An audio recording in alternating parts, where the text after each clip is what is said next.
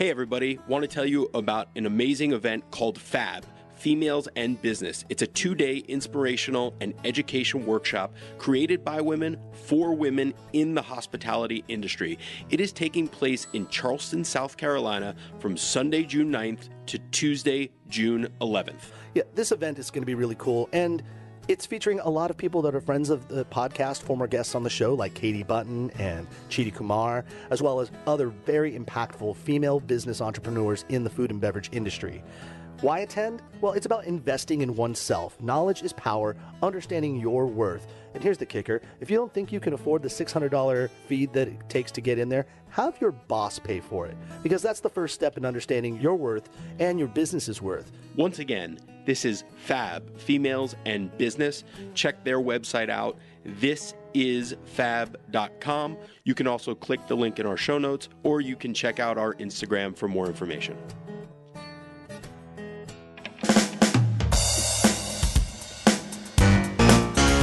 You're listening to the North Carolina Food and Beverage Podcast, coming to you from the Kitchen Studios, located high atop the historic Raleigh building, located in the heart of downtown Raleigh. The NC F&B Podcast takes you behind the scenes of North Carolina's food and beverage industry. Follow us on Twitter and Instagram at NCFBPod. And now, the sommeliers to the stars, the barbacks in your backyard. It is Max and Matt. Hello, and thank you for listening to the North Carolina Food and Beverage Podcast. I am your co-host, Max Trujillo. And I am your co-host, Matthew Weiss. And on this episode, we are celebrating 10 years of the Foundation Bar in Raleigh on Fayetteville Street.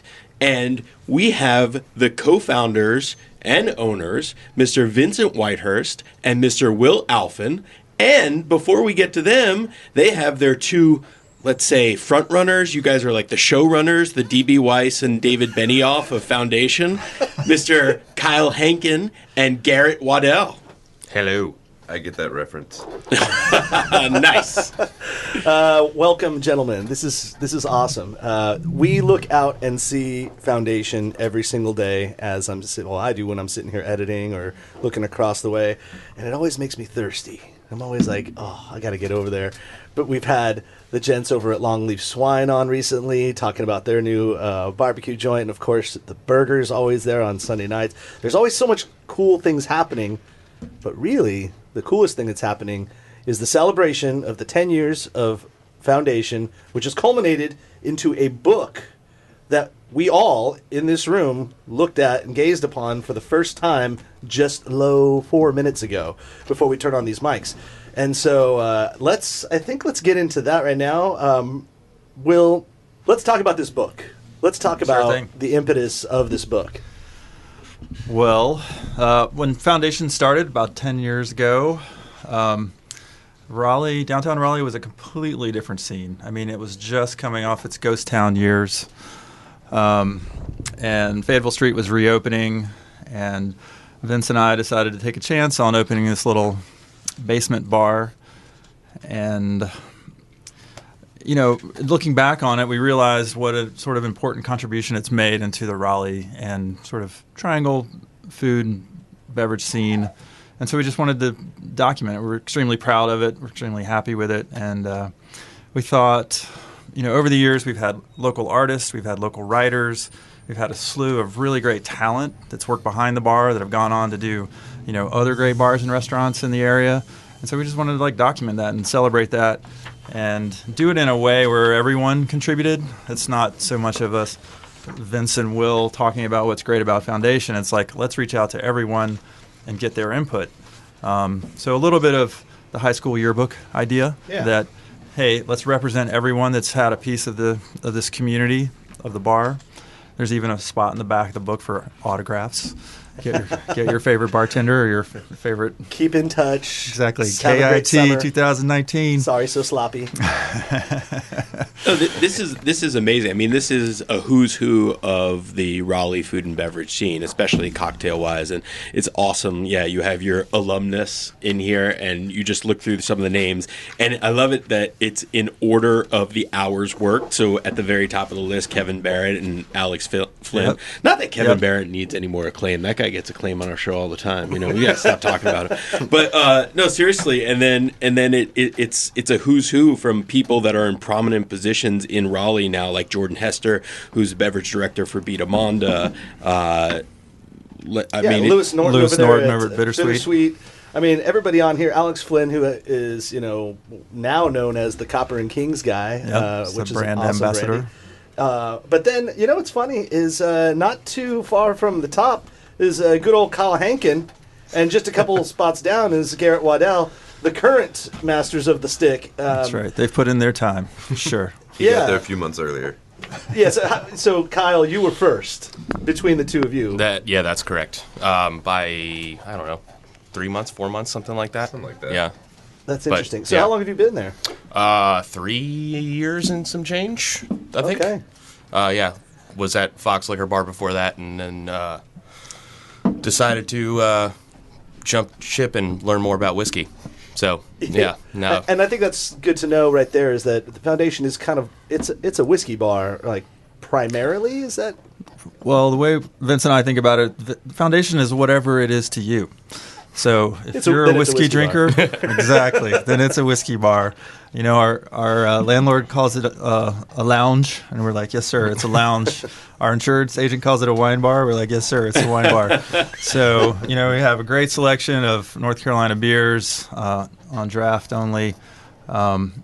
We do, we're trying to be an expression of what's great about North Carolina, what's great about the South, and then we sort of extend those boundaries sort of the good old United States and don't pick up products outside of those lines.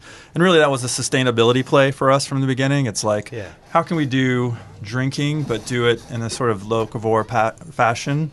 And just where do we draw the lines, So we just said, let's draw the line with American products and try to keep most of them as close to home as possible and have the smallest carbon footprint we can. Yeah, I think the only non-domestic item you have there is champagne, which is you can't get champagne anywhere else in the world. So. And well, the reason is our landlord, who really was instrumental in making this project happen by sort of funding the excavation of the basement, he's a Parisian guy, he's a French guy. So it's like our nod to Jean Paul's to have a good French champagne in the bar. Okay. He drinks Elijah Craig barrel proof. So it's almost become like irrelevant. Yeah. So when we first opened this book, I mean, so all three of you gentlemen were here first, and Will comes walking in with the big box of the books and opened it up, and everyone's just kind of thumbing through it, and everyone's really excited we're going through. Kind of, you guys get a little misty-eyed seeing this. I could get a sense of it. Garrett, you come off as the big tough dude. He's got the tats, and he's got the witty banter and the sarcastic view of life all the time. Oh yeah, the book made me nostalgic. You got a little misty. I saw a little dust in the air. Well, I've been hanging out at Foundation for a long time. Yeah, I mean, why did you choose Foundation to be where you hang your hat? I feel like any bartender worth his salt does a tour at Foundation at some point. Handsome pictures we're seeing of it's just a fun place to be. Look at that teddy bear. Wow. That's a nice smile, man. Photographer is really good at what he's doing. Yeah, who shot this book? Well, for the big answer to that is everybody shot it, because we've got a accumulation of photos from that have probably been on our hard drives or that we've asked people to submit back over the course of 10 years. But, you're probably referring to the professional photos of the guys that are currently at the bar and the drinks, and those were done by Keith Isaacs. Oh, yeah. Okay, great. And Keith's been a friend of the bar for a long time. He used to work in the service industry, worked at Centro, and as a budding photographer, he would come into Foundation and just shoot photos for fun. So there's actually a handful of early Keith Isaacs photos in there. Now he's a professional photographer that shoots food and beverage and architecture. So, speaking of architecture, and a lot of people listening might not know, and I'd like to think that we have people even outside of North Carolina. So give them an insight into what Foundation was. And we talked a little bit about the genesis, but you guys are not food and beverage guys, surprisingly. I mean, now after 10 years into it. But that is actually not your first and foremost job. It's your side hustle. Still isn't. That's right.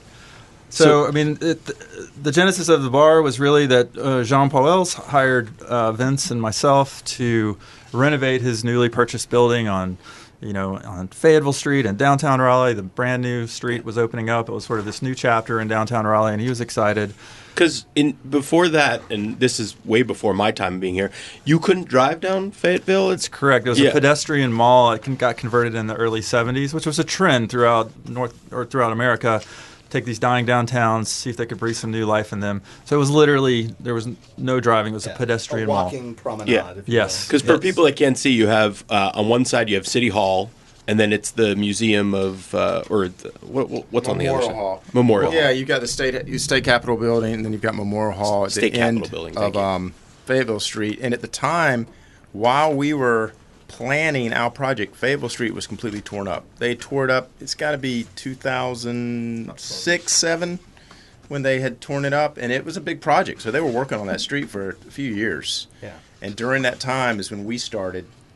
We were starting our project when the street had not even been completed yet.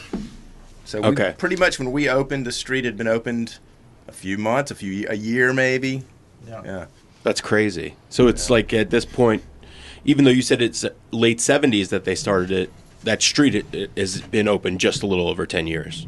Like Fayetteville as we know it today. Well, that's correct. 70s was when they converted to, in the 70s, they took it from a drivable street to the pedestrian street. Oh, gotcha. It lasted till 2006 or something.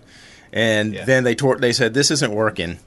I could talk about other reasons it probably wasn't working too, but it certainly, they put some money here. It's a pretty good situation now because as anyone that lives in Raleigh knows that Fayetteville Street closes down pretty much every 3 weeks for a festival or something like that. So we kind of have a hybrid of that at this point now, and it's good. I mean, it's the center of the city. That's why we love being here. I mean, both of us, Foundation and the kitchen and the podcast studio, we're at the center of the city, which is the city is the center of the state. I mean, really, this is the epicenter of North Carolina.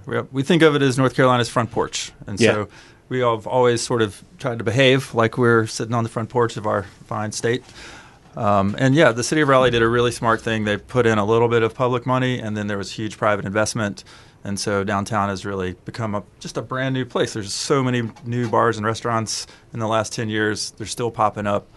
It's a great destination. So John Poel comes to you and says, hey, will you help me design this? And as your day job, that was that's what we did. Right. And at some point, we were trying to help him sort of maximize his investment, which means could we add another story to the building? The idea of digging out the foundation became something we threw at him because the stone walls and the brick and those amazing wood beams and all that stuff that you see in the bar were all there.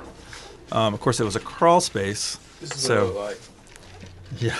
She'll have to put a picture in the show notes because we got a really nasty photo. Just saw this like a really this disturbing is something awesome. it looked like a tenement. Yeah. It's a wasteland of old, boilers and coal-fired this and that. I mean, I've seen it look like that at about 1:30 p.m. on a Friday. 1:30 a.m. on a Friday. 1:30 a.m. on a Friday. But no, just kidding. But. And so what? And so you guys are thinking, okay, well, not only can we do this, but what about if we just start drinking down here? And well, Vince and I are both designers. We're both creative people, and so we've worked together many times over the years, and we kind of had this ongoing conversation about, as creative people, we're always putting ideas and designs in front of people, and sometimes not getting the reception that we want to get. It's like how the client sort of can stifle creativity. Wouldn't it be cool to do a project without a client? And then we kind of looked at each other and said, what should go in a space like this? And Vince was like, the only thing that could possibly go in here is a bar. And I was like, yeah, you're right about that. And then we kind of had another moment. We're like, well, maybe that should be our project without a client. Maybe we should open a bar. Yeah. And then the conversation went on like, well, what kind of bar would it be? Well, it should be a bar that we want to hang out in. That was sort of the major Because you two guys main have priority. the hubris, not being in the food and beverage industry, to go, it's a bar. We can open this up. Piece of cake. Super simple. No, actually, we didn't. No, we never thought it was simple. I don't think, we never thought it was going to be simple. That's right. I think we were both pretty realistic about how challenging it would be. Yeah, I think it was completely a journey, and I think it was maybe both of ours just kind of mindset and experience to know that these are the kind of things that, first of all, if it was easy, everybody would be doing it. Yeah. And I think we did a little bit of research, just an observation of what was happening around town, and thinking, wow, if they can do it, I know we can do it. You know, it was kind of a little bit of just confidence builder. And what was around town at that time? Like, where were you guys drinking? Or Garrett and Kyle, feel free to weigh in. They weren't even old enough to drink back then. I could tell you downtown. I mean, the places, right? And I'm sure they weren't drinking at that point ever. You know, there was PRs. Obviously, Raleigh Times was downtown. There near me, and it might have still been Bourbon Street, but it eventually became what's the bar that right there in Hillsborough Street? Jackpot. Oh yeah, was around. It's Old Kings. Yeah, the Old Kings. When Kings was closed. Yeah, Old what Kings. What we're saying is there wasn't much. There wasn't much. Slims. Prior to that, there was the Vertigo Diner, right? All right, I'm looking through this book and I'm seeing a lot of familiar faces and all, and I feel like Kenny Rogers through the years should be playing in the background because it's like it's a little yearbooky, like you said, but it's a chronologizing like just fun and good times that are here, and it represents so much about our food and beverage community. So let's talk about some of these characters because there are a lot of characters. One of which wrote a piece in here, Mr. Matthew Bettinger. He is a close friend of the podcast, and Matthew, you're probably listening to this episode because it's self-serving because you're kind of in it, and we're drinking water out of 2 decanters that you left here when you helped open up this area from Sidebar. Because Matthew Bettinger owns and runs Sidebar out in Cary, which is a phenomenal drinking establishment as well. It's a very classy hollowware selection. Yes, and so let's see, where does he fall on this? Matthew Bettinger. Oh, he's down a way. So he didn't put as many hours in, but he looks like he's maybe like 20th or 23rd on the list. But a good guy nonetheless. And he was back in the beginning. Both he and Kevin Barrett, I believe, were some of the first bartenders on the team. Is that Kevin right? was from day one. Matt was a little farther in. I think Matt picked up about 2 or 3 years in. Does that sound about right? Okay. Yeah, Kevin was a day oneer, and so he certainly was there a long time and maybe did a few stints. And Matt was there, and Matt was just one of those guys that just exudes hospitality. I mean, you guys know Matt, and he just has a natural gift for it. It's just his personality. He reaches out. He's always makes you feel good. He's just a great guy. So I think we were lucky for him to have come through, and maybe he taught us some stuff, and I hope he probably learned some stuff through there too. Yeah, and if you read his piece in the book, you learn how that hospitality that he naturally exudes was life-changing for him. It's a great little piece. I'll just read a little quote from it as I have it open to the page because he's talking about a guest that he didn't really know how to help. But he goes, as the night ended, I thought about their morning and the days to follow, the services, the fellowships, the oftentimes communal and then solitary act of grieving. I wasn't capable of offering any real help, but I hoped that they knew that we would be there if they needed a drink and a space to be. That is so perfectly Matthew Bettinger. Yep. Yeah. Well, Garrett and Kyle, you guys have been quiet, and that's not your MO. So it's early for these guys. Yeah, that's true. These are not bartenders' hours. So there you go. Let's fast forward a couple hours and talk about what it's been like to. You guys have been there now better than over 2 years. Just about 3, yeah. About 3 years. What were your impressions at first? What have you changed, and what's the scene there now looking like versus 3 years ago when you guys arrived? A few minor staff changes, people come and go. We've had the crew we have now for a good little while, about a year and a half, 2 years, thereabouts. Best a good portion crew of the time. ever. Wow. Oh, yeah. It's solid. We have a good time. Well, you can't talk about your crew without mentioning John Parra. Oh, of course. Who he and I worked together at Standard Foods for a time. I was only there for about 4 months, but that guy was there before me and after me, and really he knows how to throw down a drink. Oh yeah, True story. And organize how to throw down a drink too. Oh, right? He's a bad motherfucker, man. What is his role? I mean, he knows how to do everything, so he does everything when he needs to. Yeah. But that's kind of everyone's role. That's a great thing about the squad we have is that everyone's pretty well cross-trained. So, everyone is prepared and willing to do whatever needs to be done to get the job done the right way. So, it works out really well. Yeah. I think it's kind of interesting, like coming from where we came from, and all having worked at Fox at one time or the other, and then Garrett training John Parra John Parra trained me, and then now we're all working together at the same bar. Yeah. It's kind of poetic and really neat. And then the rest of our squad is just dedicated and great. And Will Travato, I've been working with for like 6 years now. He was my bar back at Fox and then came over to Foundation as well. But yeah, Foundation, the first few times I went, I believe it was Zach Thomas and Kevin Barrett. And I got to know Zach Thomas through there and then started working with him at Foundation, which was a lot of fun. Then he's over at the wonderful Crawford and Son right now, doing great things over there. That's right. But yeah, we've kept the best cocktail bar in Wake County thing going for 3 years now. Hopefully, maybe 4 soon. So let's chat about that for a second, because we to call this a whiskey bar is not really its due justice. You guys have some meticulous cocktails. Yeah. Not only are they meticulously crafted, but the ingredients you're using, and they change seasonally. Is it seasonally, or Yeah. is it even more Every often season, than, yeah. So like what's something we can expect right now as we're in spring and going into summer? right now we have a drink called Purple Rain that's lime and cucumber and blueberry cordial with Flying Pepper Tobago vodka made by Fair Game out of Pittsburgh, North Carolina. And it's a banger, and it's like effervescent, so it's like and nice, spicy, almost. and Tobago and peppers citrus don't really at the have the same time? heat that habaneros do, but they have the flavor, so it's all like this just vegetal, really A fun. little bit of smoke. Yeah, a little bit of smoke, but fruity and still without being sweet. That's sweet, but not too sweet. You know. Yeah.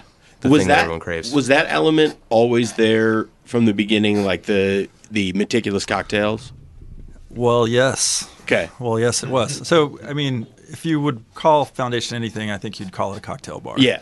So when we opened, and that's really not something Vince and I try to take credit for. So when we opened, we knew from the get-go that we needed a manager sort of to run this place. So we put out all the feelers in the normal sort of Raleigh bar scene that we knew, and no one was really picking up what we were putting down about being local. Like, literally, people were like, yeah, good luck with that.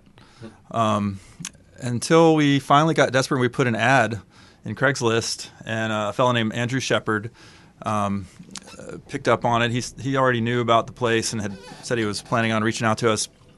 But he's a North Carolina-born dude who had been to culinary school and done 5 years in New York City. And at that time, that's when the cocktail scene was burgeoning in New York and becoming a thing. And he was well aware of it. And so when we interviewed him, he's the one that really pushed the cocktail idea.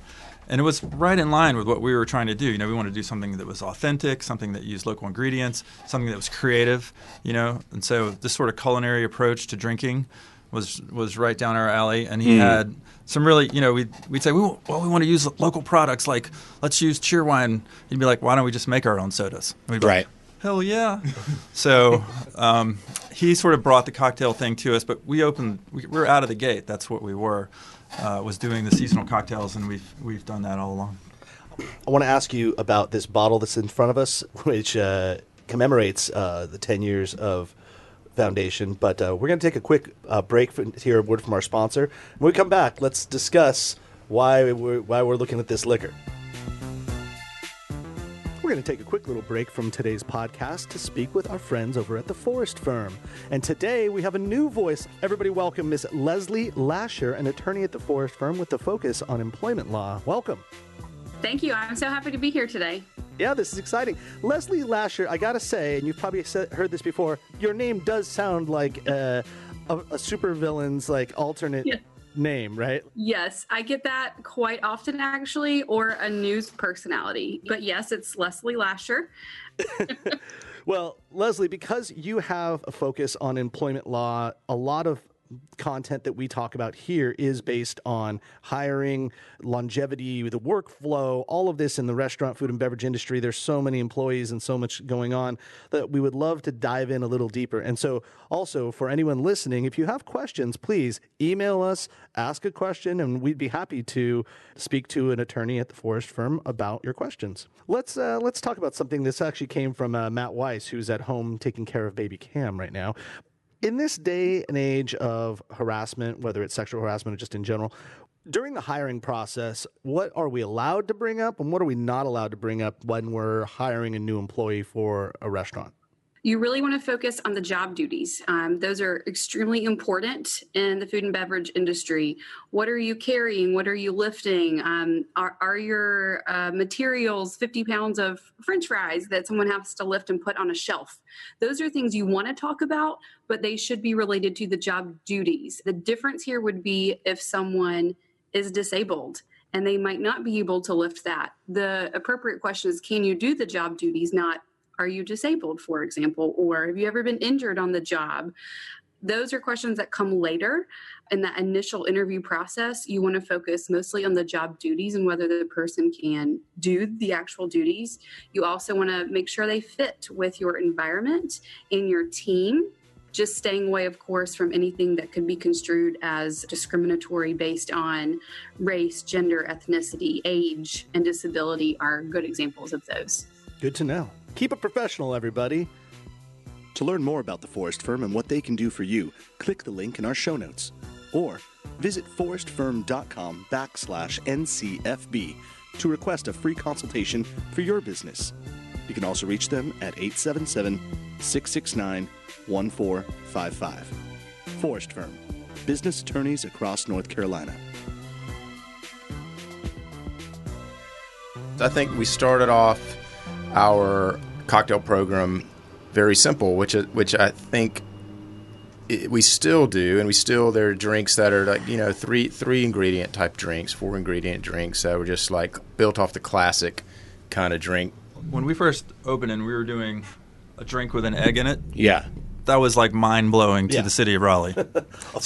So that's right. So think about how long we've come so far from then, right? And these guys have come right along with the cocktail scene. So it's a way more elevated cocktail that we're doing now than we used to.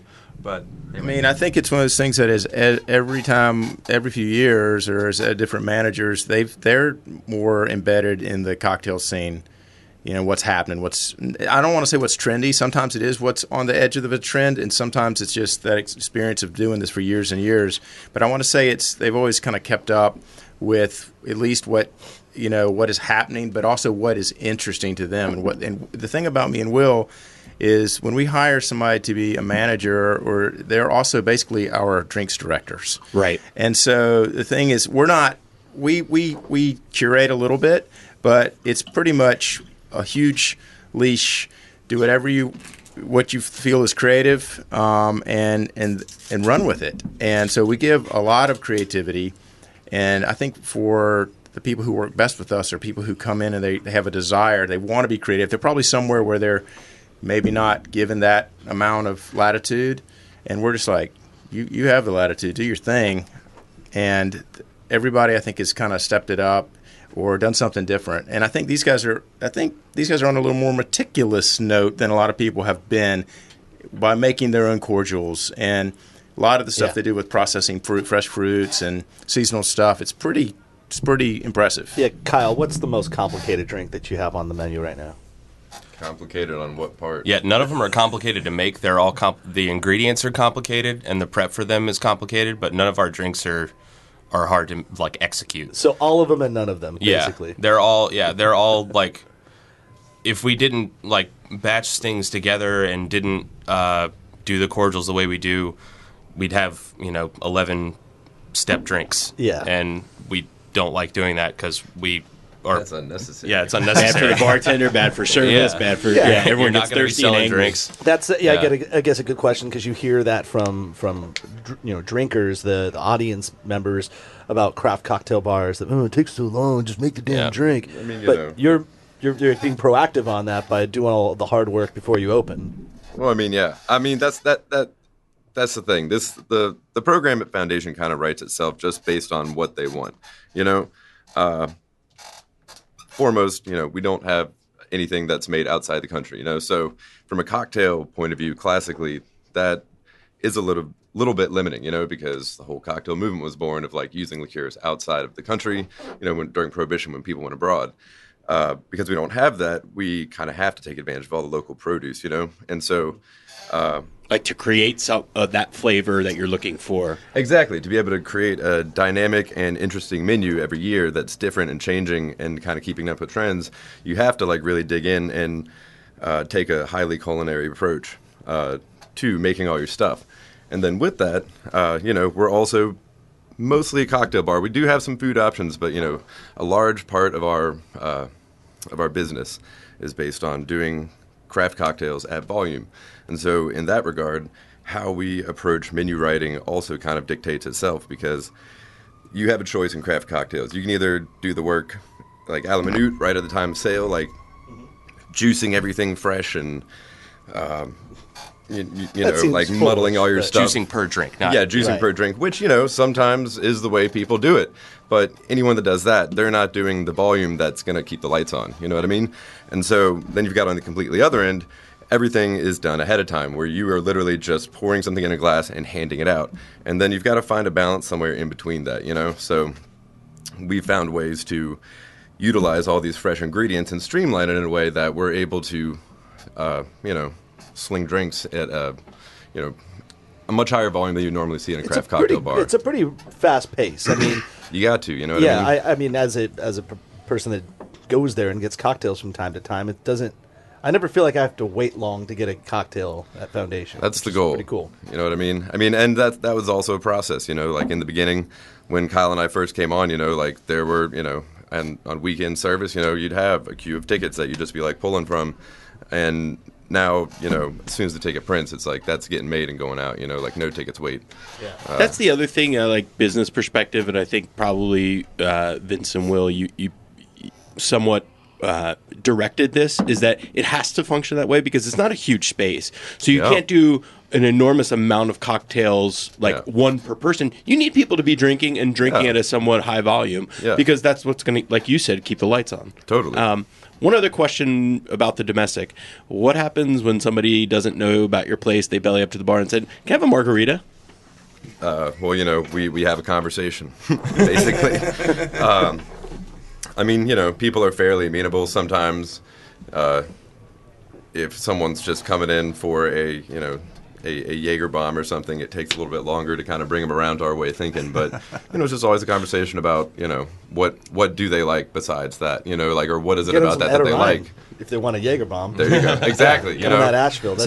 We've got great alternatives. our overarching attitude is one of hospitality around that. It's like, hey, let's have a conversation. It's not, oh, you don't know. We're not sticking our noses up at people. We're like trying to bring them into the fold, educate them.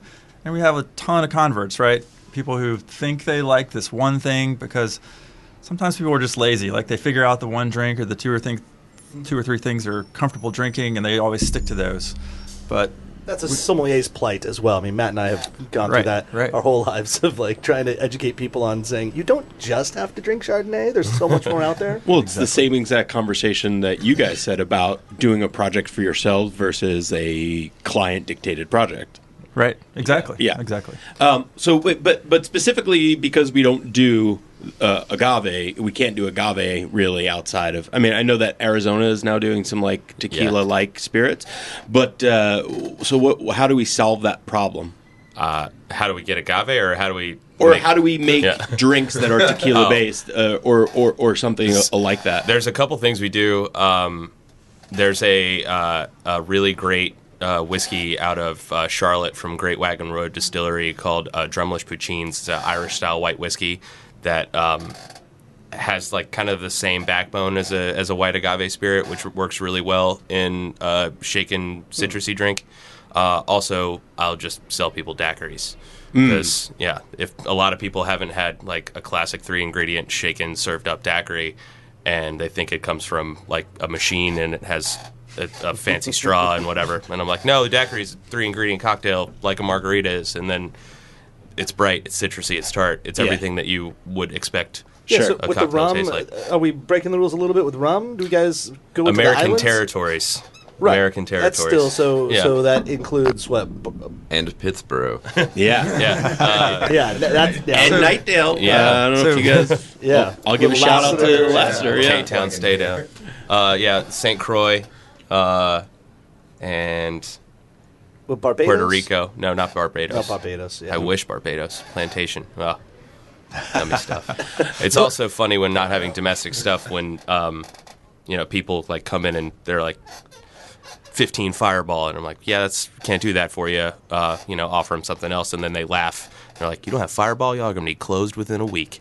I'm like, I got something to tell you. Guess what? We've been open for 10 years. Read the book. Yeah, we're doing okay. I think what we're saying here, and like what Matt was getting at, and what you guys are saying is that you are able to have a wide range of palate selections by choosing domestic and even more specifically North Carolina brands when applicable, and it's becoming probably easier because brands are popping up that are being more specialized in a wider range of flavor profiles. And that's what leads me to talk about Fair Game, because we've had Fair Game on before, back in the day. Chris Jude, who is no longer the distiller, but he gave a great understanding of what Fair Game was. And as Matt and I were discussing, we're like, you guys are taking a lot of like Southern French, like Armagnac, Cognac styles, and interpreting them here by making apple brandy, by doing things that could be considered a rum, could be considered, in that way. So speak to us about that. So we're looking at a bottle, and it has Foundation's name written on it. It says Fair Game Beverage Company, especially for Foundation's 10-year anniversary apple brandy. So speak to us about this. What's going on? So we're super stoked about this. Fair Game's a company that's, I don't know, maybe 4 years-ish old now, but from out of the gate, just like you said, Chris Jude was doing really interesting stuff and trying to keep it hyper-local for their distillery, using only North Carolina apples, say, for the apple brandy, using North Carolina, South Carolina harvested sugar cane for their agricole.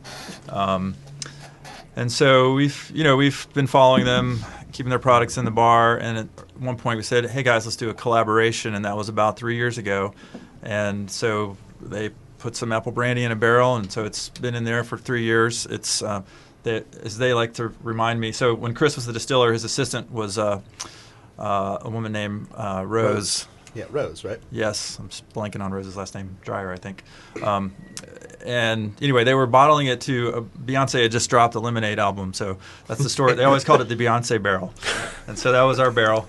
And barrel.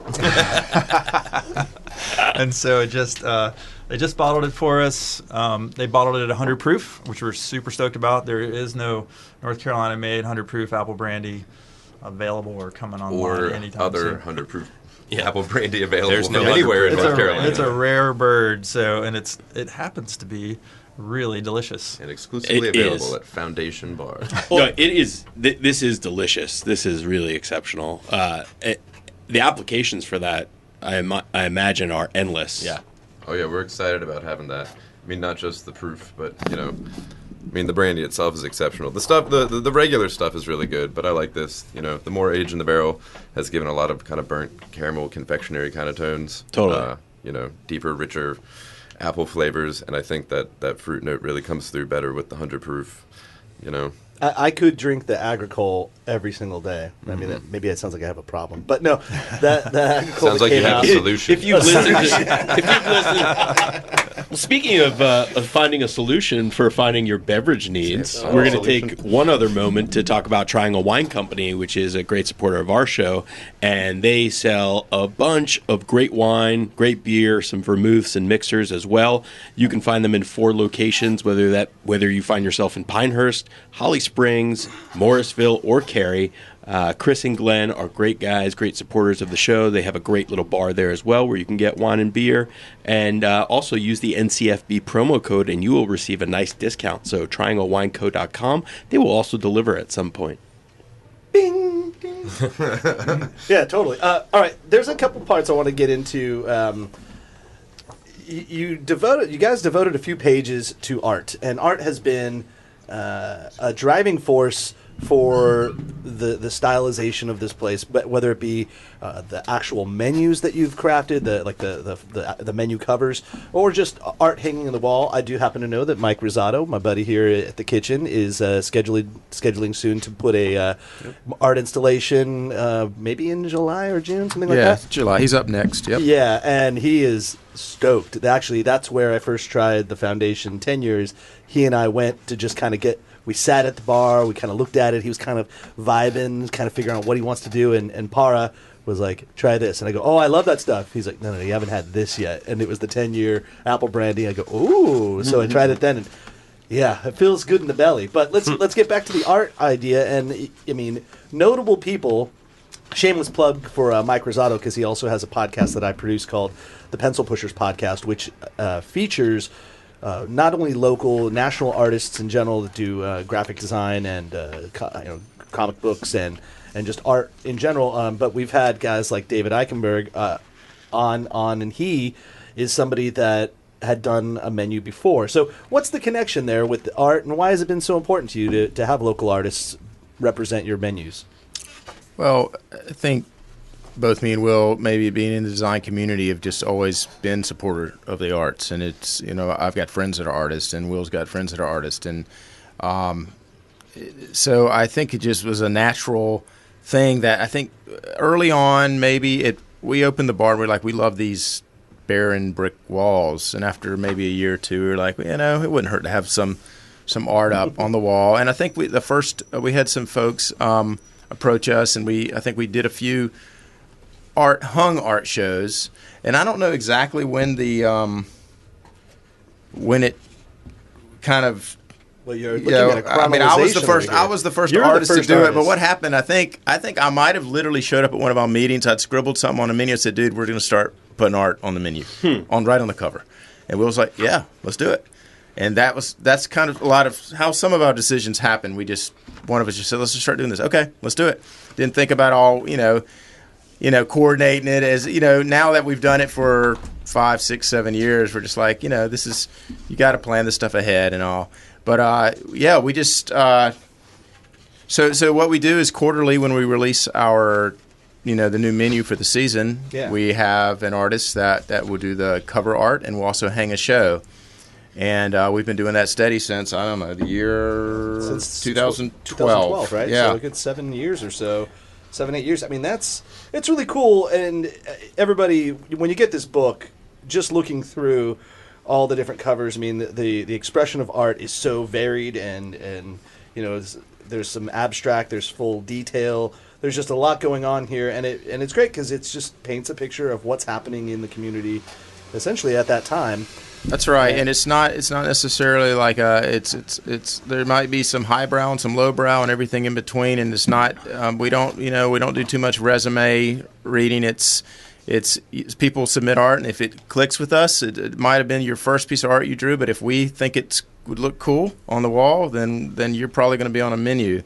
And at the same time, there's very much established artists who've gone on to do great things that have and are still doing great things that have been on our menus also. And then in spring of 2013, you established a poet to go along with this. So, and Will, yourself, you are listed as a poet of summer of 2015. Explain that. What's the poet element? Sometimes poets are hard to find, so. You were the stopgap? Yeah. Well, not just me. Vince has done a poem. Anyway, yeah. But you're a poet. poet. Both have haikus. Let's not get into that. Essentially, though, we wanted to have a literary component. We had a couple staff members at the time who were writers and, taught at grad NC students, State. probably grad students. Maybe. Yeah, grad students, and so we're like, let's do it. Let's publish a poem in every menu, and sometimes it's a little harder to find that than a visual artist. And also, a few years ago, kind of almost as a precursor to thinking about this book, we started reaching out. We did an essay competition and asked people to write essays about. Just some moment or experience or thoughts about the bar or whiskey or whatever. And so those are also published in the book. And there's some that are they're just really fantastic. I'm looking through them right now. I mean, is this a note that Adam Sandler actually wrote to you guys? Not that we know. Okay. I don't know. Who knows? So, what's the? So there's a note from Adam Sandler in the book. It So says- there's a lots of people write and scribble and do their own personal art on the menus all the time, and every once in a while we'll just grab a few of them, take a picture, document. So we threw all that stuff in the book. So it's like there's a lot of just random graffiti notes, things that we find 1-star funny. Yelp reviews. 1-star Yelp reviews. I want yep. to put you on the spot a little bit here, Will. I'm going to read it for you. I love this. It's short, but it's a poem that you wrote about the three liquors: bourbon, vodka, rum. It reads as follows: bourbon, golden corn, rye, wheat, fermented, distilled essence, poured neat, sometimes ice. Vodka, clearly a spirit. Others say you are neutral. You say you are pure. Rum, molasses liquor, piracy, slavery, blood, sugar's dark product. Will Elfin. I love that. That's awesome. Aw. But this is an example of excerpts from the book. It's so much more than a cocktail book, obviously, but it is a cocktail book, right? Like you have recipes. A home bartender can figure out a lot of this stuff. But I also figure that bartenders from other cities and states are going to take this book and go, oh, that's how they did that, and inspire some people. It's kind of the snake eating its tail, right, gents? Because looking at the bartenders here, you had to have been influenced a lot by the guys up in New York, PDT and Death and Co. and Dutch Kills. Dutch Kills. Yeah. Karen Stanley, she's the one that taught me. Who's this? Sorry, say it again. Karen Stanley. Where's she at? She's from New York. I don't know her ownership entirely, but I know that she owns Dutch Kills, at least in large part. Yeah. And she's the one that came down and taught all of us on the opening staff at Fox Liquor Bar how to do the whole craft cocktail thing. And so yeah, I learned from her. Wow. And then the whole Fox tradition is kind of where John and Kyle's, knowledge of spirits and cocktails came from. So Your framework, of course, it's at one of AC's restaurants or bar, which I guess is now kind of a restaurant because they have food there too. Yeah, which she also wrote a page in the book and thanking you guys for establishing this and in some ways inspiring Fox Liquor Bar as well. So now it's like we always say on the show, rising tides lift all boats. And Absolutely. You guys No, did. we consider Fox a partner in crime, right? We're all trying to make Raleigh a better place to drink, and they're doing it. We're doing it. It's really amazing when you think about it. I like how you said that you guys are on the front porch of Raleigh, because it's a front porch, but it's also like you're observing everything happen from these 10 years. And this book is like the time capsule of it. And I just think about what would have been available to you domestically and just with it locally from spirits wise, and the amazing way that that's changed and the more options that you have now. I mean, I can't, like in 2009, what was there available from North Carolina spirit wise? Junior Johnson Moonshine. Yeah, I mean, Tapa was probably just getting started. They were probably still making beer at that time. I think, they might not have even made it, and there wasn't much. So, I mean, one of the other, in terms of liquor, it was very slim pickings. In terms of the other thing we did when we opened was we only, and we still won't do, is only North Carolina draft beer. And once again, that's a kind of a sustainability thing. Like, you got the smallest carbon footprint if you're reusing a metal keg. Right. And so, but it's also because it's not just about sustainability. It's like it has to be good, right? We're not going to, I think like 10 years ago, there was a great beginnings to the North Carolina beer scene. Right. And so much so that we were willing to say, listen, all in, we're just going to do North Carolina beers. They're great. And now look at it. The proliferation is insane. But even then, we didn't ever have a problem. I think we had more taps. Like we started with maybe 6 taps. Now we have 10. So at some point we upgraded our keg room to accommodate more of those great North Carolina beers. But and even Chris Powers of Trophy writes something in there as well in your book. So it shows that, like, Little known fact, Chris was one of our opening bartenders. Well, it won't be little known anymore is because it's in the book. that's cool. So that's 10 years. Now you guys have had this massive party to celebrate where you guys are remarkably well recovered from last night. That was a pretty epic party. Through the magic of timelines and recordings, this is happening a little bit before the actual 10-year anniversary party, which to you, listener, happened last night. And so what will it be, or I guess what was it in that weird Inception idea? I don't know about. What do you think it's going to be like? I couldn't believe that Beyonce showed up. Time is a flat circle. What was that, Garrett? I said time is a flat circle. Yes, Time is a flat circle. Yeah. Nothing matters. No, it's the party's going to be, or was, and will continue to be, however you are appreciating Perpetually time be right awesome. now. Yeah, it's Yeah. going to perpetually be great.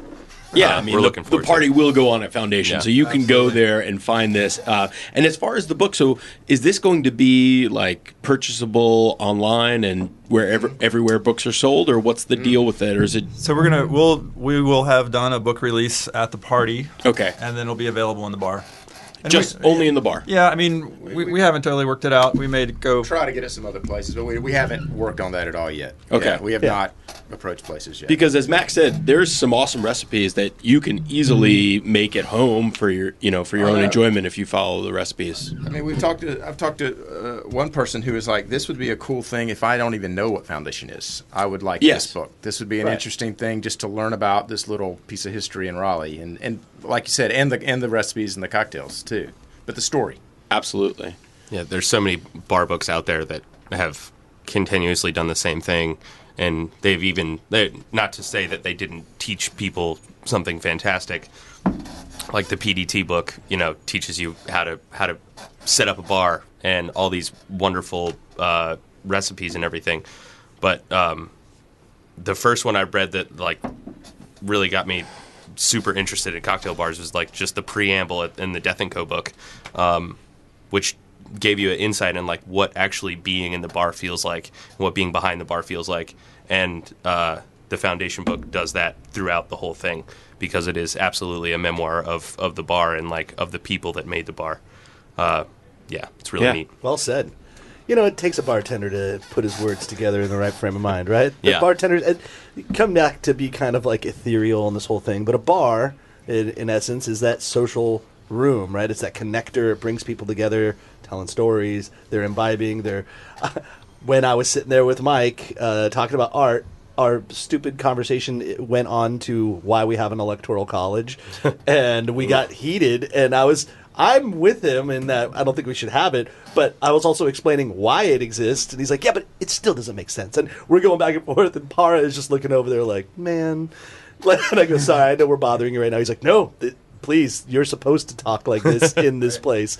But that's what's great. Like, you welcome to challenge each other over a nice, quaffable cocktail. Yeah. And not to mention even just a casual patio. You guys do have a patio outside on the street, and so you can just relax and sip on something and just watch the day go by. And outdoor service on the weekends. Yeah, it was awesome. Only in the summer, though. Before we get out of here, we do have a little gift for you. It's down here, down low. Oh, no. Yeah, If I had a nickel. this is going to make your rest of your afternoon exceptional. Friends of the show, Bestow Baked Goods, both Heather and Kyle Sutton, the owners, have an amazing little bakery and made this cake especially for you all to celebrate and commemorate. And maybe you guys can open it up on the at the party or so. But I'm going to hand it over to you. Or just eat it all Or today. just eat it right now. Yeah, with some apple brandy. It would probably go really well. Yeah, don't throw it at each other. Enjoy this pie. It's a this 5-tier cake. That icing looks tight. Yeah, so if anyone's looking for great desserts, cakes, cupcakes, cookies, donuts, I mean, they do so much. You can reach them at bestowbakedgoods.com or follow the link in our show. But that's a nice little gift for you all. Yeah, thank you to Thank you. the Suttons for providing that for all of our guests. So I have two more questions for each of you guys, and then we'll get out of here. So Vince and Will, it's 10 years. What do you look forward for the next 10 years of Foundation? I don't know. We've been looking in the past. Me and Will have been working on this book and thinking about this party, and it seems like it's been interesting because it's been a throwback to the past that I hadn't thought about it in this length. So thinking toward the future, I mean, I hope just to continue to do what we're doing and be relevant, and have just an insanely good team that keeps pushing. We've done a little foray into food. Yeah. And I think there could be more of that in the future. Oh, that's good to hear. And I don't know. Do you have anything to? I mean, because of all the reflection, Vince and I have been the singular thread throughout the whole thing. So we've seen all the great folks, the great talent that's come and gone and moved on to other things. So I think I like to think of us as continuing in that role, of like fostering great talent, fostering good things in the city, and playing a role in that.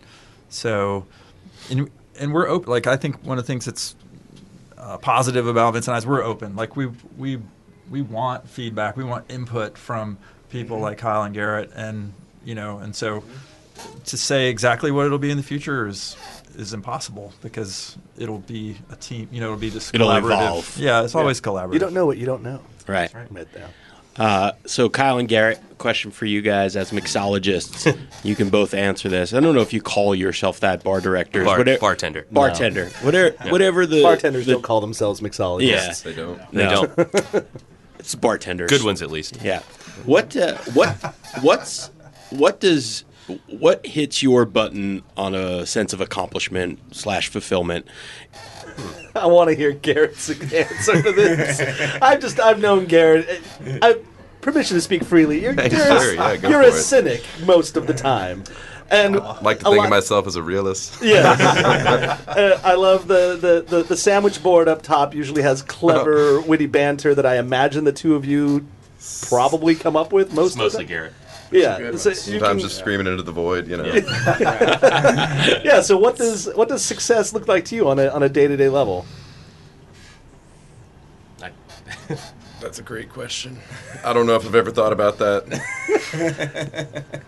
Yeah. What do you got, Kyle? I guess if nothing burns down, that's nice. For still able to count the money at the end of the night, that's good too. If the money's there. Writing menus is a lot of fun. Writing really good menus is a lot of fun. I don't know. There's so many things make up a good shift. So many things make up a bad shift.